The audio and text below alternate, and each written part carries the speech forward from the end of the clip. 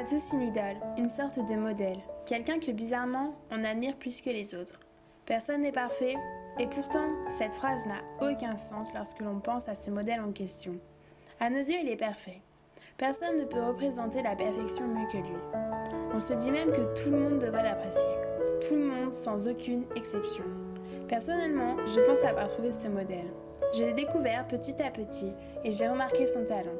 Ce talent si unique qu'il avait dont je suis complètement tombée amoureuse. Jamais personne ne m'avait plu autant. Cette sensation étrange que l'on a en nous, on ne sait pas trop ce que c'est. De l'admiration, de l'amour, je ne sais pas. Sûrement un mélange de tous ces sentiments qui donne l'impression d'être fan. On s'en perd presque. Ce phénomène est déstabilisant. Cet individu nous hante jour et nuit. Parce que oui, évidemment, son apparition dans nos rêves est inévitable. Voilà ce sentiment étrange que l'on ressent. On en a presque peur, on en devient même fou. C'est comme s'il devenait notre raison de vie. Comme si le monde était centré seulement sur cette personne. Tout rime avec cet artiste.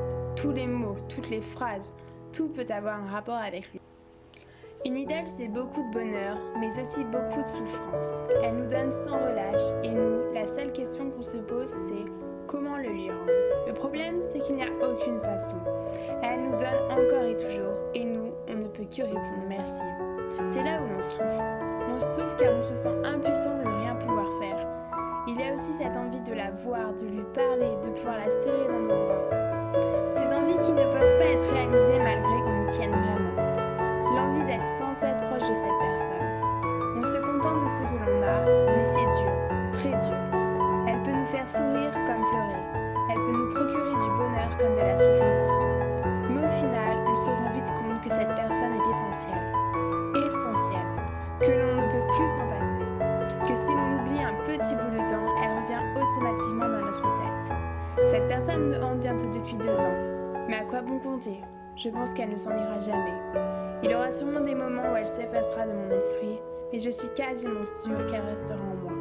Parce qu'elle m'a marquée et parce que l'on n'oublie pas une personne comme ça aussi facilement. Je m'appelle Alexia, je suis flomaniaque et mon idole est Florent Ball.